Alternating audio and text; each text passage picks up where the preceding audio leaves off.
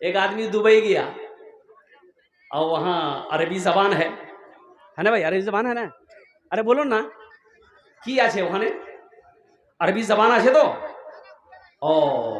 तो बेचारा 2-3 साल रहा तो अरबी सीख गया। घर आया तो बीवी को भी लेके चला गया। अब 2-4 साल बीवी भी रही, वो भी अरबी सीख गई। अब फिर दोनों मियाँ बीवी लौट कर घर आए तो अब जाने का इरादा नहीं है, पैसा सा कमा लिए। एक दिन दोनों मियाँ बीवी अरबी में झगड़ा कर रहे थे, दोनों झगड़ा हो गया। अब झगड़ा हो गया तो मियाँ बीवी क्या कहते हैं, अरबी में झगड़ा कर रहे हैं।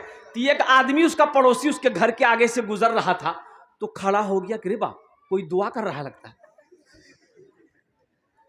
दरवाजा में दस्तक दी, दरवाजा खोला, बोला किया जे, बोला भाई आप जो दुआ कर रहे थे आप लोग, थोड़ा उस दुआ में हमको भी शामिल कर लीजिएगा। बोले तो तुमको दुआ समझ में आ रही है? ओ मेरे बच्चों, नौजवानों, तालीम हासिल करो, एजुकेशन हासिल करो, जाहिल मत रहो। एक लड़का ससुराल गया, कोट पैंट पहन के, चश्मा लगा के। उस जमाने में, इस जमाने में ये मोबाइल नहीं था, ये तो अभी निकला है।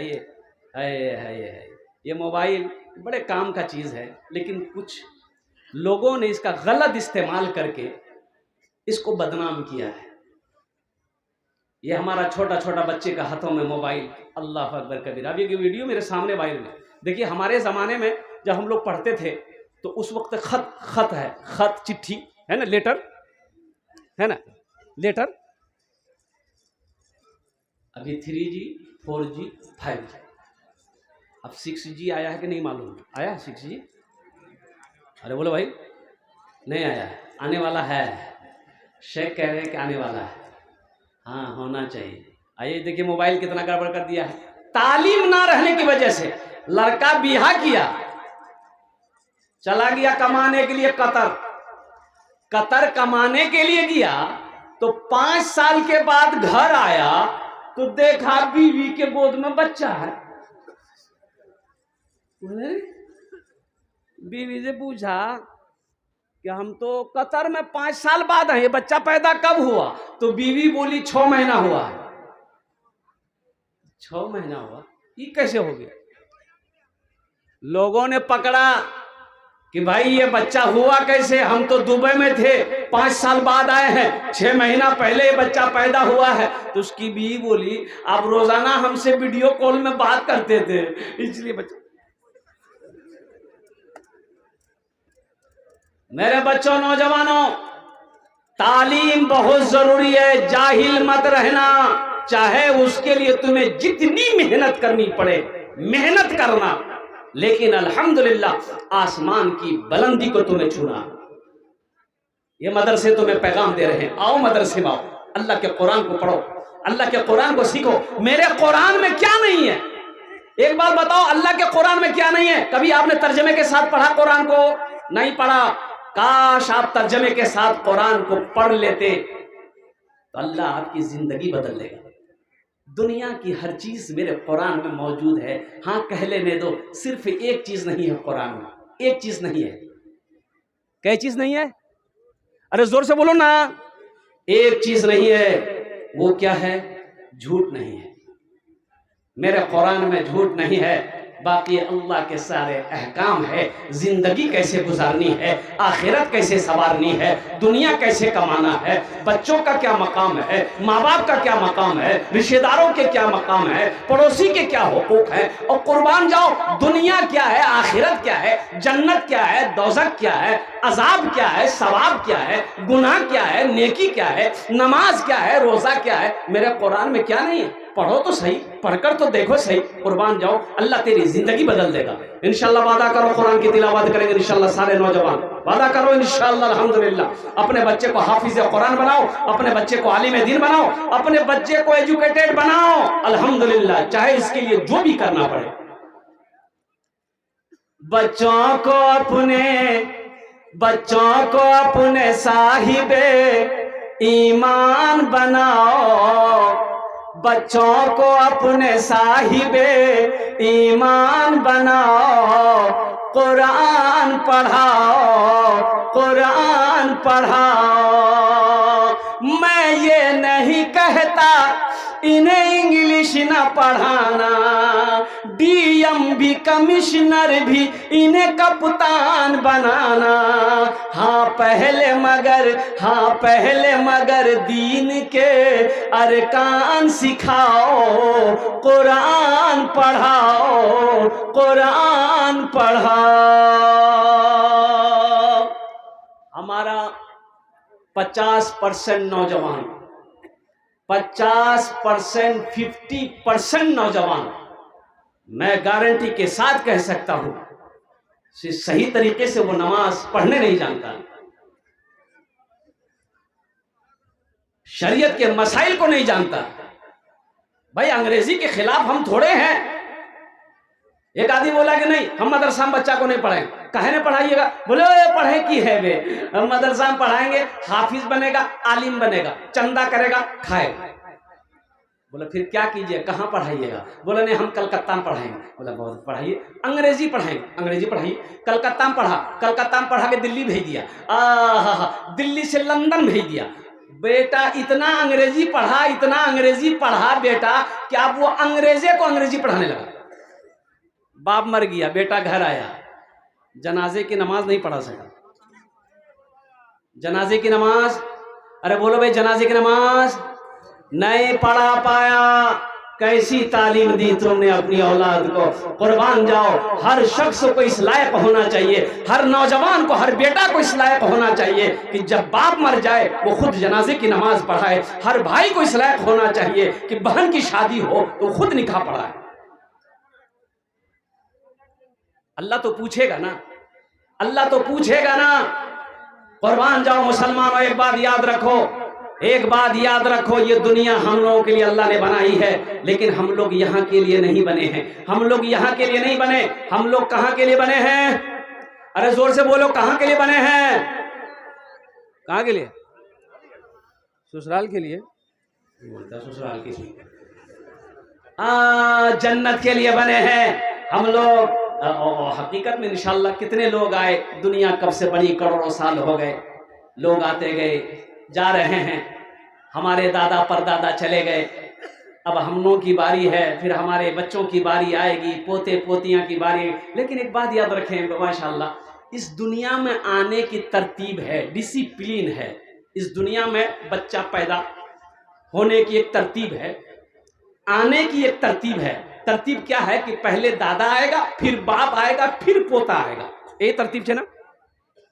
अरे बोलिए भाई, यही तरतीब है ना?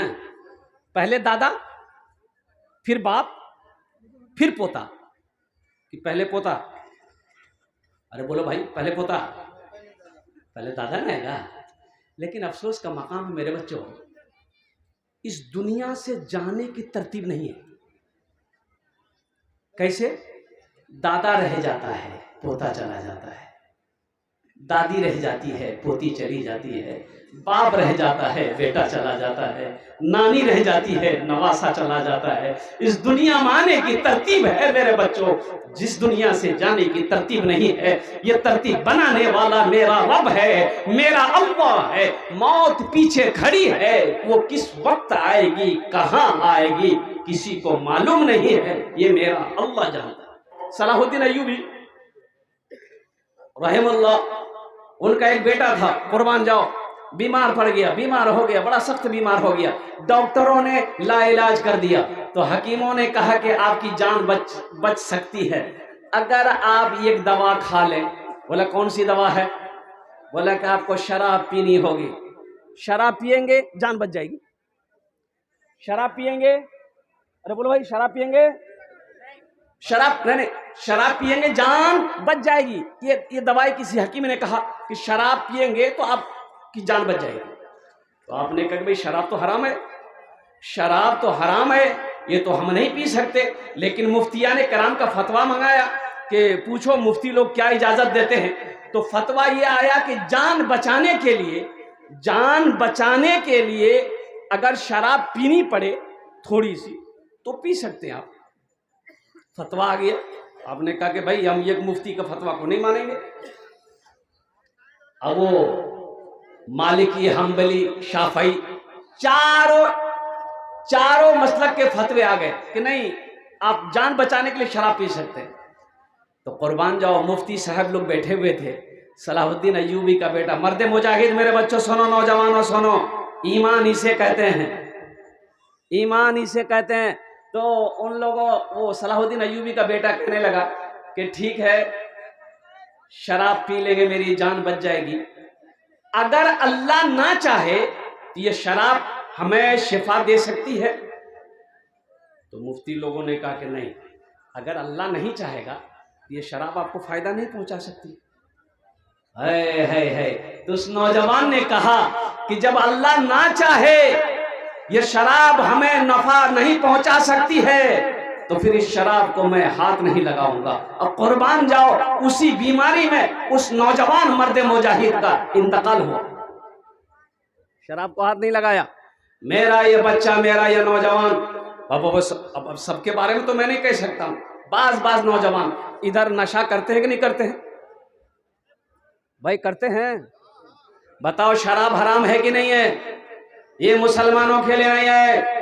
शराब में बहुत सारी नुकसानात हैं, एक बात याद रखना, बहुत सारे नुकसानात हैं। हाँ, थोड़े बहुत फायदा है, थोड़ा बहुत फायदा है, लेकिन नुकसान बहुत ज्यादा है। इसलिए मेरे बच्चों, अल्लाह की सुनो, अल्लाह के रसूल जनाब मोहम्मद रसूलुल्लाह सल्लल्लाहु अलैहि वसल्लम की सुनो, उनके हुक्म के मुताबिक जिंदगी गुजारो। यहां भी फायदा है, वहां भी फायदा है। मेरा जीना मेरा मरना इलाही तेरी खातिर हो, मेरा रुकना मेरा चलना इलाही तेरी खातिर हो, मेरा मुश्किल कुशा तू है, मेरा हाजत रवा तू है। कौन है मुश्किल कुशा? हाथ उठा के बताओ। मेरा अल्लाह, इंशाअल्लाह मेरा रब है, सारी मुश्किलों को हल करने वाला मेरा रब है, और काम करने वाला मेरा रब है। और सोचो तो सही, एक बात याद रखो मेरे बच्चों, कोई मुसीबत आ जाए, कोई परेशानी आ जाए, चाहे वो हालात जैसे भी हो, अल्लाह से मांगो। अल्लाह से क्यों नहीं मांगते तुम? मेरा अल्लाह कहता है वक़ाल रब्बुकुम उदऊनी अस्तजिब लकुम, मेरा बंदा तुम मुझसे मांगो, मैं तेरी दुआ को कबूल करूंगा। मुझसे मांगते क्यों नहीं तुम?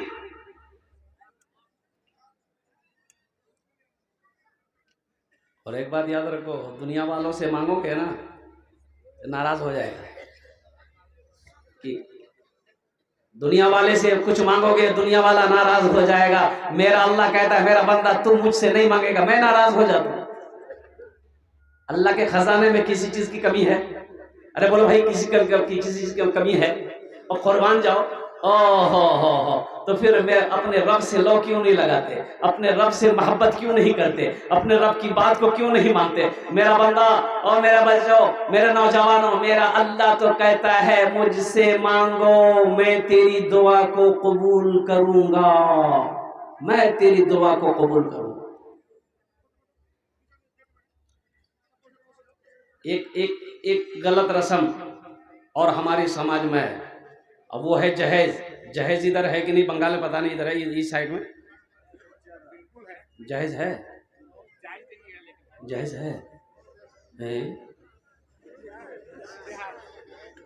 है ना? मेरे बच्चों तौबा करो, काश तुम पढ़े लिखे होते तो जहेज नहीं मांगते। यही तो मैं कहना चाहता हूं। मेरा जीना मेरा मरना इलाही तेरी खातिर हो, मेरा रुकना मेरा चलना इलाही तेरी खातिर हो। मेरे अल्लाह, हम वही काम करेंगे जिससे तू राजी हो जाए, हम वही काम करेंगे जिससे तेरा हबीब जनाब मोहम्मद रसूलुल्लाह सल्लल्लाहु अलैहि वसल्लम राजी हो। हमें वो काम नहीं करना हमें वो काम नहीं करना। मेरे बच्चों, नौजवानों, एक बात याद रखो, एक बात याद रखो, ये जो लड़की वाले से जहेज लेते हो, थपाची गाड़ी, अच्छा अच्छा, ये एक बीमारी और भी है, सबको खूबसूरत बीवी ही चाहिए। काली से कोई ब्याह करने को तैयार नहीं है, चाहे भले वो तवा का तल्ली है। उससे पूछिएगा कैसी लड़की चाहिए तो बोलेगा ब्यूटीफुल। मेरे बच्चों, कोई हसब नसब देखता है, किताबों में आया है कि शादी के लिए कोई हसब नसब देखता, खानदान कैसा है, ऊंचा है कि नहीं है। कोई हुस्न जमाल देखता है कि लड़की खूबसूरत है कि नहीं। सबको गोरी लड़की चाहिए। अगर गोरी लड़की से ब्याह करना है तो फिर अमेरिका चले जाओ, वहां गोरी मिलेगी। उसके लिए अमेरिका जाना होगा, लंदन जाना होगा। कोई खूबसूरती को देखता है, कोई हुस्न जमाल को देखता है, और सुनो, कोई मालो जर को देखता है, पैसा वाला है कि नहीं है, कोठी वाला है कि नहीं है, जमींदार है कि नहीं है। अच्छा, ये एक बात बताओ, मान के बेटी वाले के पास 100 बीघा जमीन है, हम उसी की बेटी से ब्याह करेंगे, वो 100 बीघा जमीन हमको दे देगा? अरे बोलो भाई, दामाद को, जमाई को दे देगा? अकल का मारा आदमी भाई। तो अल्लाह के महबूब सल्लल्लाहु अलैहि वसल्लम इरशाद फरमाते हैं, आका अलैहिस्सलातु वस्सलाम ने इरशाद फरमाया, तुम जिस घर में दीनदारी देखो वहां रिश्ता करो। दीनदारी देखो, दीनदारी देखो। इस घर में लोग नमाजी हैं कि नहीं है, लड़की का माँ नमाजी है कि नहीं है, लड़की का बाप नमाजी है कि नहीं है, उसके घर में नमाजी है कि नहीं है। दीनदारी देखो, दीनदारी को तरजीह दो। अल्लाहु अकबर कबीरा वल्हम्दुलिल्लाहि कसीरा व सुब्हानल्लाहि बुकरतन व असीला। मुसलमानों, हम कहां जा रहे हैं? सुनो, निकाह को आसान करो, निकाह को, अरे बोलो ना, एक तो बोलो ना, निकाह को आसान करो ताकि जिना मुश्किल हो जाए, जिना मुश्किल हो जाए। जिना का तो दरवाजा खुला हुआ है, जिना मुश्किल। निकाह को आसान, निकाह आसान कैसे होगा? निकाह आसान कैसे होगा? तुम 4 लाख टका मांग रहे हो, निकाह आसान होगा? लड़की वाला के पास पैसा है या नहीं है? लड़की वाले के पास पैसा नहीं है, जवान बेटी बैठी है, अब उस बच्ची का हाथ पीला कैसे होगा? निकाह आसान कैसे हो? रहिए किसी भी हाल में चर्चा न कीजिए, रहिए किसी भी हाल में चर्चा न कीजिए, खुद को किसी के सामने रुसवा न कीजिए, खुद को किसी के सामने रुसवा न कीजिए। घर में जरूर लाइए बेटी गरीब की, लेकिन किसी गरीब से सौदा न कीजिए, लेकिन किसी गरीब से सौदा न कीजिए। 3 लाख रुपए आपने मांगा, बेटी वाला कहां से लाके दिया? आपने कभी उससे पूछा? होने वाले ससुर से पूछते कि बा, अब्बा, आप 3 लाख रुपए दिए, कहां से लाए? वो लड़की का बाप कहता है, बेटा मेरे पास जमीन थी, थोड़ी सी बेचनी पड़ी, फिर भी पैसा पूरा नहीं हुआ, मैंने सूद पे पैसा उठाया, मैंने ब्याज पे पैसा उठाया, कर्ज उठाकर 3 लाख रुपए दिया। मुसलमानों, सूद पर पैसा उठाने पर मजबूर तुम किए हो। सुनो सुनो, वो अकेला गुनहगार नहीं होगा, उस गुनाहों में शामिल तुम भी होगे। निकाह को आसान करो, निकाह को आसान करो।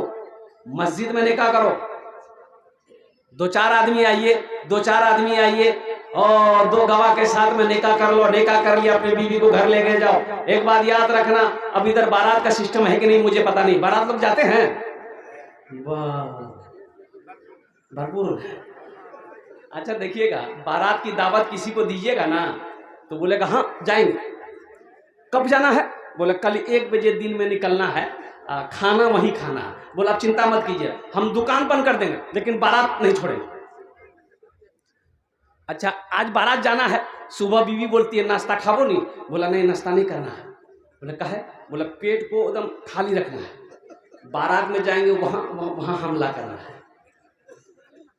अब बारात सुनो मुसलमानों, नौजवानों, इस रस्म को खत्म करो। बारात का मजहब इस्लाम में कोई तसव्वुर नहीं है, कोई तसव्वुर नहीं है। अल्लाह के रसूल सल्लल्लाहु अलैहि वसल्लम ने 11 शादी की, कहीं कोई बारात का तसव्वुर नहीं है। साहबाए कराम ने निकाह किया, कोई बारात का तसव्वुर है ये नहीं है। अल्लाह अकबर। ये बारात आई कहाँ से? अब देखे क्या है कि लड़का की शादी हो रही थी, लड़के की शादी हो रही थी, लड़की का घर 1 किलोमीटर दूरी में बारात जाना था। 60 गो स्कॉर्पियो किया वो बारात के लिए। तो गाड़ी आई, टाइम हो गया कि अब निकलना है। तो गाड़ी आई तो लाइन गाड़ी खड़ी हुई, एक गाड़ी के आगे में दूसरी गाड़ी, तीसरी गाड़ी, चौथी गाड़ी, 5वीं गाड़ी। लड़का के दरवाजे से शुरू हुआ और लड़की का दरवाजा पार कर गई गाड़ी। अब तुम बारात लेकर कहाँ जाओगे? जाओ पूरे पांजी पारा, पूरे सिलीगुड़ी घूमते रहो। बताओ मुसलमानों, नौजवानों, उस लड़की के बाप से पूछो, ये जो 100 आदमी, 200 आदमी, 400 आदमी बारात लेकर तुम गए हो, वो बेचारा कहाँ से इंतजाम किया होगा? खाने का इंतजाम कहाँ से करेगा? सुनो कितना कर्जा उठाया है। अल्लाह अकबर कबीरा, कर्जे में डुबाने वाला तुम हो। इसलिए मुसलमानों, नौजवानों, बारात को खल्लास करो। बारात नहीं है, बारात नहीं है। लड़की पसंद आ गई, लड़की पसंद आ गई, 2-4 आदमी जाओ, अल्हम्दुलिल्लाह निकाह करो। निकाह करके लड़की को घर बा। हाँ 2 चीजें हैं किताबों में, 2 चीजें हैं, एक निकाह है, एक वलीमा है। एक निकाह है, एक, अरे जोर से बोले नहीं, एक निकाह है, एक वलीमा है। अल्हम्दुलिल्लाह अपने दोस्त अहबाब को, रिश्तेदारों को अब वलीमा कीजिए। और वलीमा क्या कहते हैं, खुद भी खाइए, दूसरों को भी खिलाइए। वलीमा है, निकाह है। बारात का कहीं से सिरे से कोई वजूद है ये नहीं। जहेज 3 लाख रुपए लिए, लड़की को पता चलेगा ना, जिस लड़की से आपकी शादी होने वाली है, उस लड़की को पता चलेगा कि ये लड़का मेरे बाप से 3 लाख रुपए लिया है। पता चलबे ना? अरे बोलो ना, पता चलबे ना? वो लड़की मजबूर है कि ये लालची आदमी है, मेरा बाप पैसा नहीं देगा तो ये हमसे बिहा नहीं करेगा। वो लड़की मजबूर है, खामोश हो गई। बारात लेकर तुम आए, निकाह हो गया, वो लड़की चली गई तुम्हारे पास।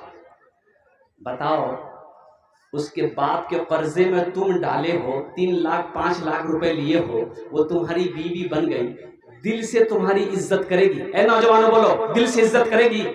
अरे बोलो, दिल से इज्जत करेगी? अच्छा खिदमत करेगी? पैर दबाएगी, बदन दबाएगी, माथा दबाएगी, नट्टी दबा देगी, लजा झमेला खत्म हो गई है।